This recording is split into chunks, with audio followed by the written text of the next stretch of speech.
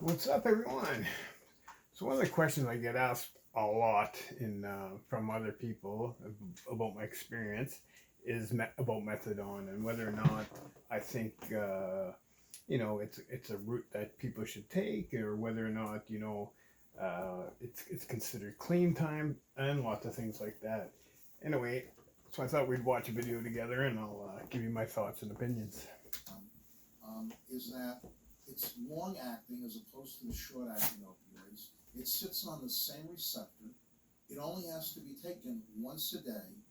And by doing that, it will, with time, start to have its effects. And these are the effects we want it to have. It will relatively quickly eliminate withdrawal symptoms by substituting itself for the other opioid. As time goes by, and the patient becomes stabilized on their dose of methadone, their craving for any of the other opioids should greatly diminish and then hopefully disappear.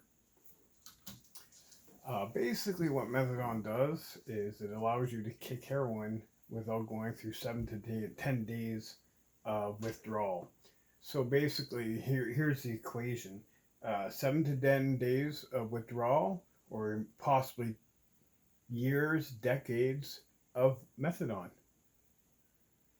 That's what you got. That's what you got to decide. I started using when I was 15 or 16, pills mostly, I guess, and sort of rapidly went into narcotic intravenous drug use. And by the time I was 18, I was addicted. So I was sick every morning, needed drugs, couldn't function. I was committing crimes to get drugs. I was convicted of a felony in the end. I think that's what really got me to think seriously about leaving Vermont and getting into treatment in New York.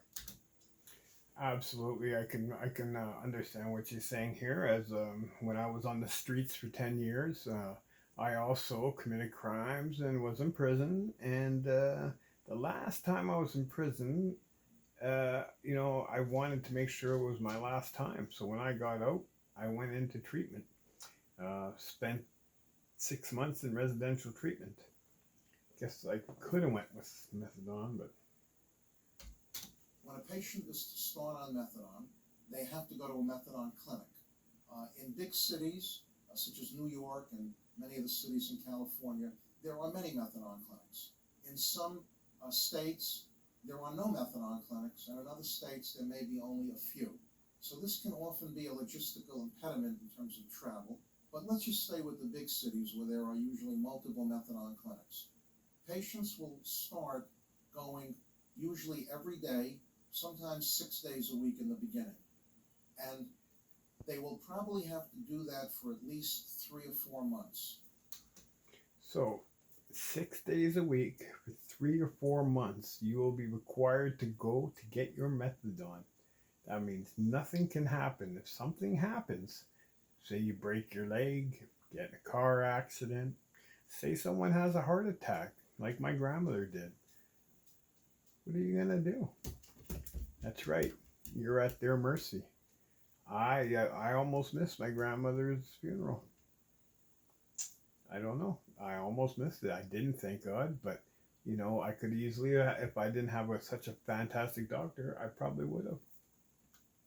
So, that's quite a requirement when you really think about it. Like, they don't expect anything to happen. You have to be there 9 a.m., whatever it is, every day, 6 days a week to get your drugs. What happens if you get a job? Say you work 9 to 5. Ooh, clinic's only open from 9 to 5, or maybe it's only open from 8 to 4, and you work 7 to 3, but you can't get from your job to, these are the things you have to ask yourself, because it becomes an issue. It becomes an issue. I can tell you that when I was on methadone, I regretted it. It was like they say, liquid handcuffs. It was a bad. Yeah, I regretted it. If I could have went back in time, I would have chose not to do it. However, I didn't have that opportunity, so I had to go up, and it was 45 days of hell. if they do well, and again, that means that urines are negative for other drugs, and they attend the clinic and they're doing whatever else is requested, they will gradually get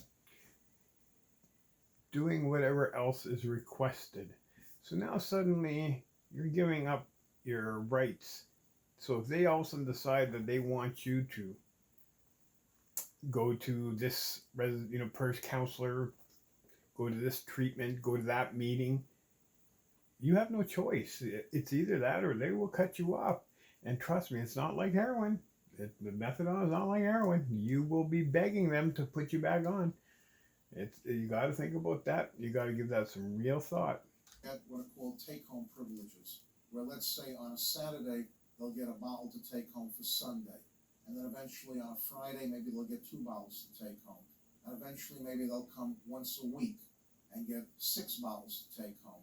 Currently, the maximum allowed take-homes is a 4-week supply in patients who have been stable in a methadone clinic for at least 2 years. 2 years. What has gone on here?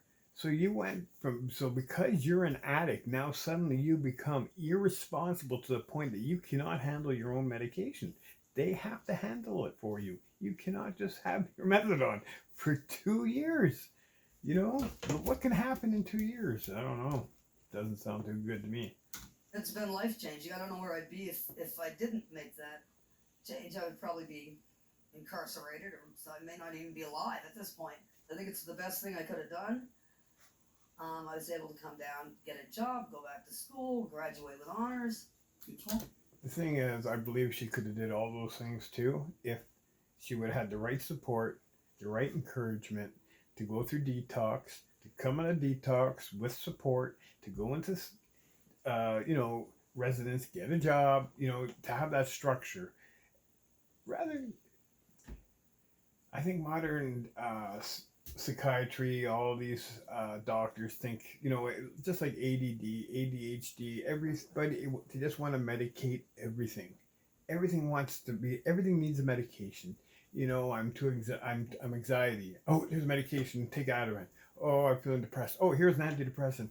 Oh, I feel sad. Oh, sometimes you don't need anything. And another thing here, whatever high you experience, your brain can naturally develop. These highs can be achieved naturally. You do not need this crap. Talk to opiate addicted people, and you ask them, what did it feel like the first time you used heroin or took an oxycodone? They will say things like, I thought the world was at peace. I felt like I was under a warm blanket. I felt like this is how all other people feel. I was not shy. In those people, I usually think when they're on methadone or buprenorphine, it's going to continue to do that, but in a formulation now that's not harmful to them. Again, because of the long-acting nature of the medications. When you first start taking methadone, there's not a euphoria to it. It's like, Nah, it's absolute bullshit. It's an opiate. I can tell you from my experience, when I first went on methadone, they gave me a dosage that was way too high, and I definitely was nodding. I was almost passing out. You know what I mean? Like, it was bad. It was really, really bad. And so I had to go back, and I almost had to get the dose, halved. And so don't listen to this. How could any opiate not act like an opiate? It just doesn't make sense, and it's just BS. like relief, no withdrawal, no cravings, no sickness. Just I felt normal. And today, sitting here, 20 years of sobriety, a little over, I feel normal, and I'm not on it. And so that same statement can be said doing either way. That's not a statement. That's not a positivity for the drug of how she methadone and her state today. If she would have been abstinent, she would have been done the same thing. It's the same thing. You do not need a drug. Methadone is an opiate.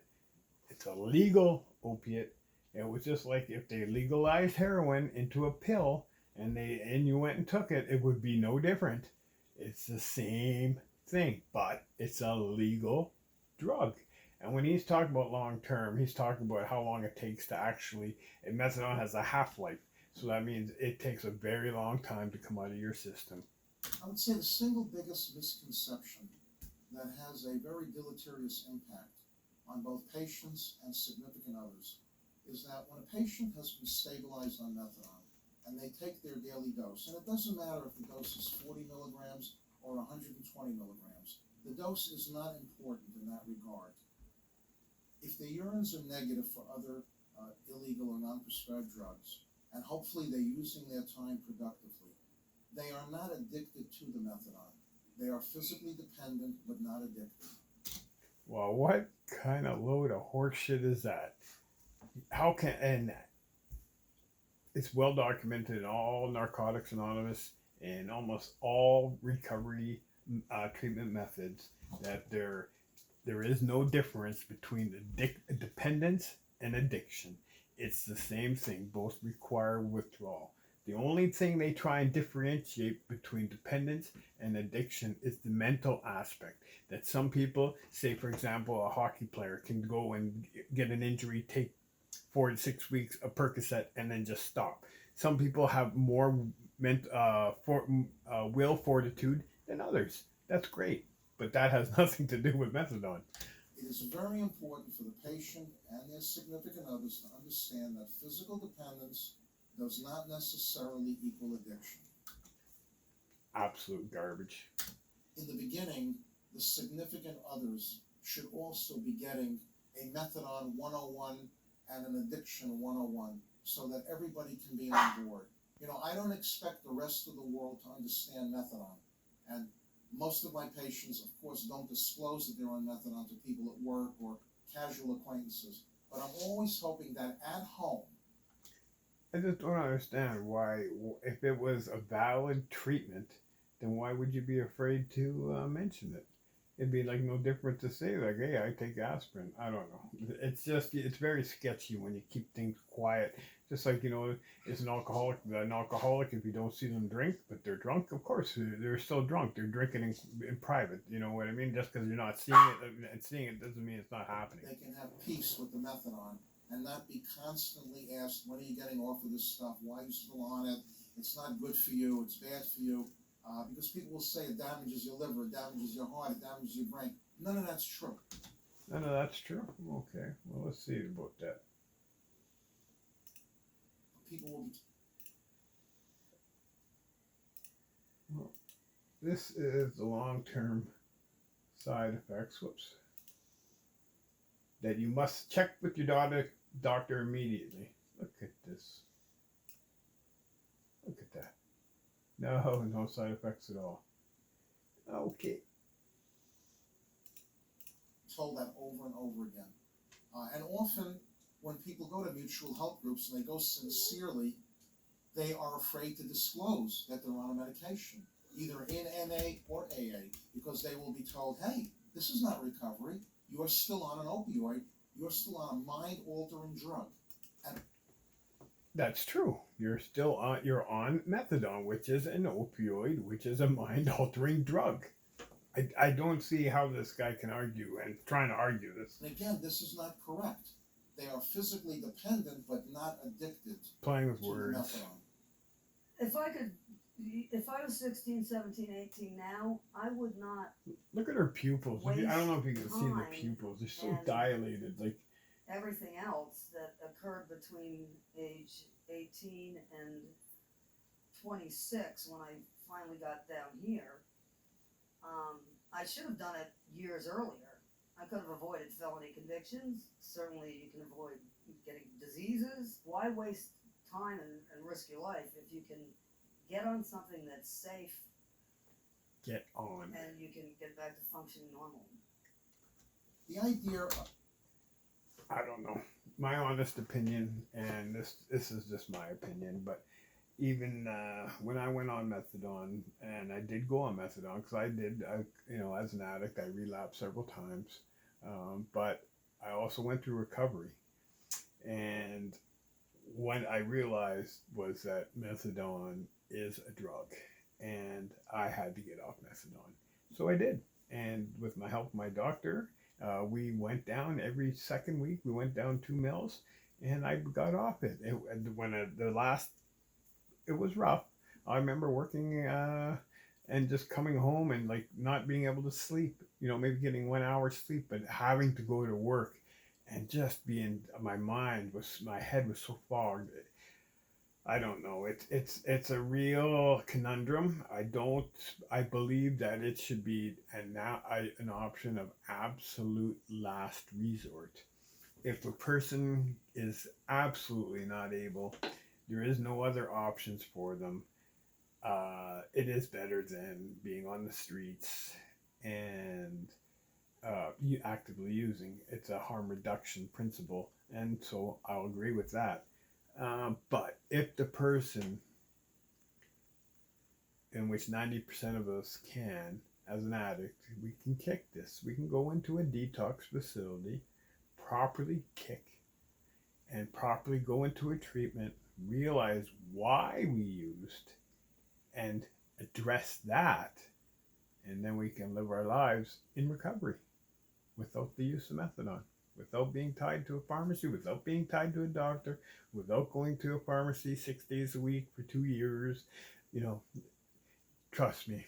If you want my advice, you can do it. Go to detox, 7 to 10 days. Go to treatment, 30 to 60 day treatment at least, and you'll make it. Believe in yourself. You can do it. Love you all.